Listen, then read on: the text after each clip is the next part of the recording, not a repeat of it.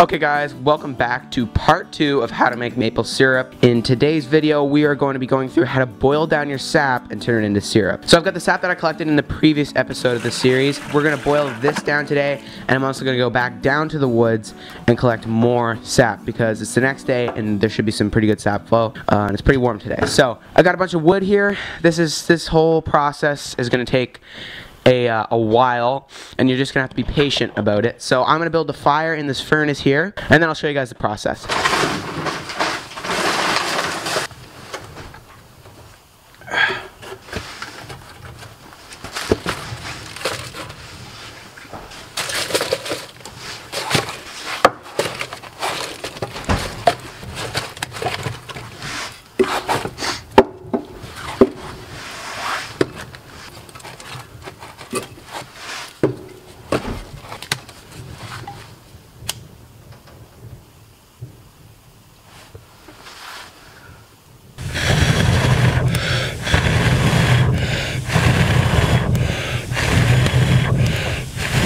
Okay, so I have a pretty good fire going. I think this fire should be pretty good. I had a little bit hard time starting it because of the way the flue is here.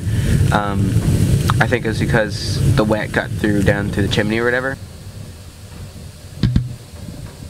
Okay, so now we're just gonna pop the lid off of here.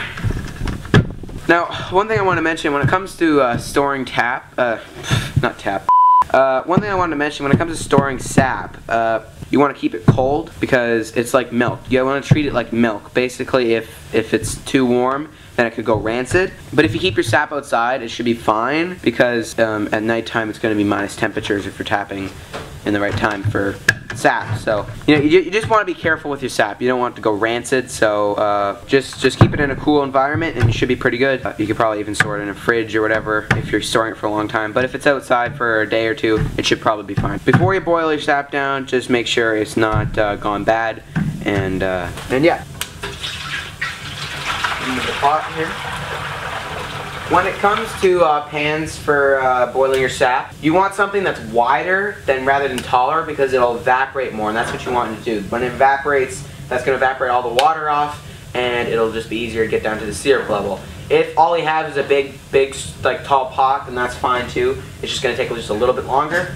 You can boil sap inside your house too, but if you boil it inside, then the walls might get sticky and it's going to be extremely humid. So I find out in the garage, you can open doors and stuff. It's probably better to do it there, or better yet, do it outside with a propane burner or something. But I find wood's obviously probably going to be less expensive. Propane will cost a lot more, especially if you're boiling down a lot of sap. So I just got this on this wood stove in my workshop here, and this is what I've been doing, and it works great. So what you want to do is just keep an eye on it, make sure it doesn't boil over or anything like that, and make sure it's all safe. Make sure you keep good constant heat onto your sap, because you just basically just want it to boil down, and it'll get closer to the syrup level. And then you just keep adding more. Once you have more sap, just keep adding more. Once your sap in the pot gets a little bit lower, add some more. Keep doing that until you don't have any more sap, and I'll show you guys how to do the rest. I don't know how much sap I'm going to be boiling down today. I haven't really checked the taps yet. I'm going to go down and check them now.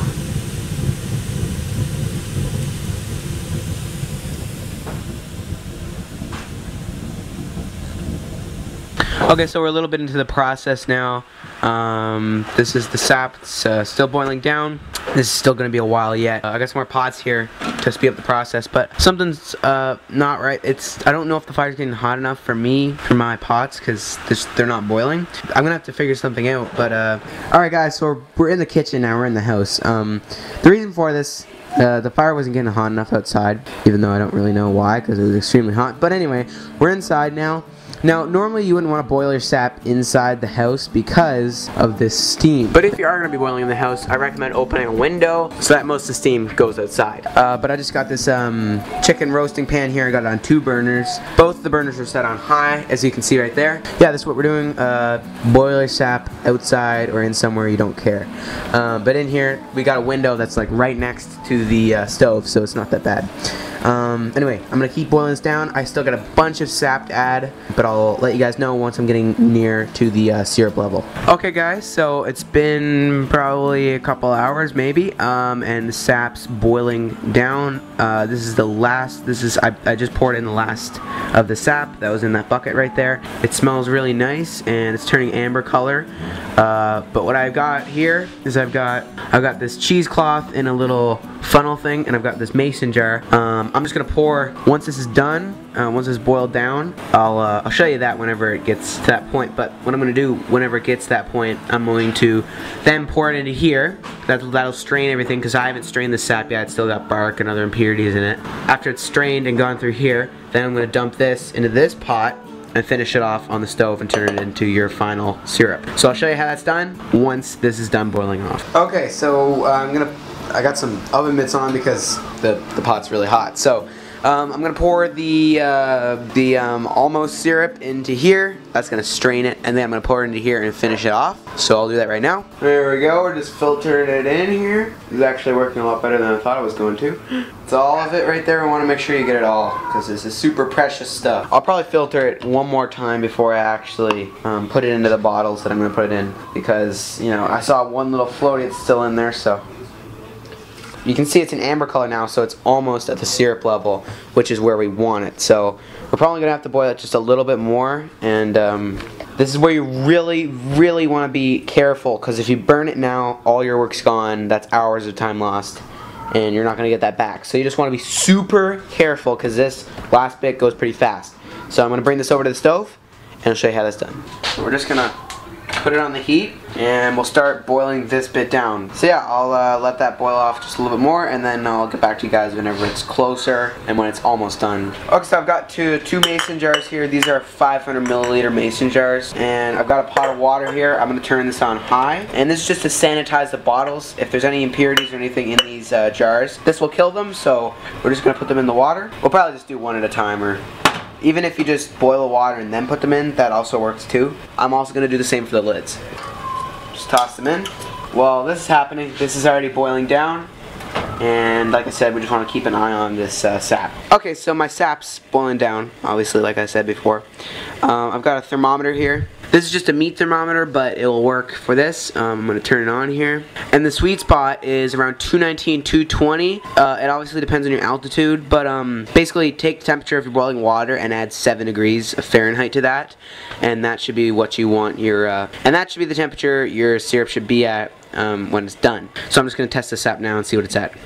Okay, so we're at 210. 213, 214, and another thing, if your sap or syrup at this point, it's almost syrup. If it starts boiling over and starts frothing up, just take a little bit of margarine or butter and just wring around the pot, and that'll just make it so that it doesn't boil over. 215, so it's gone up since I last checked. 218, we're at 218, so 1 or 2 more degrees for me, and then I'm gonna take it off, put it in the jars. We've hit 219, 220. Yes.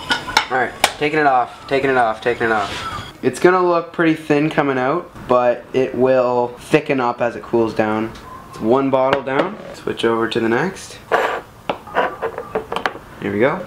We're not gonna get a full bottle for this one. We'll almost have a full bottle though. And the beauty about doing this is that you're not gonna have to like can them at all, because it's already a hot bottle, so it'll just pop and it'll seal itself with the heat that's in there already. So 220 seems to be a good spot for me. I'm just gonna try to get as much of that out as possible. Let's let that drip while I put on the lid for this one.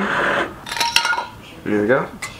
There we go. We almost got 1 liter out of this, which is really good. Like that's a good amount of syrup for what we did. We almost did, it was probably just probably about just a little bit over 5 gallons maybe of sap, and I'm pretty sure it was from sugar maple. So you know, it takes a lot, but I think it's worth it in the end. It's really nice to be able just to see these bottles with this golden stuff in it. It's really good. It's really rewarding. That's it. Put the lid on.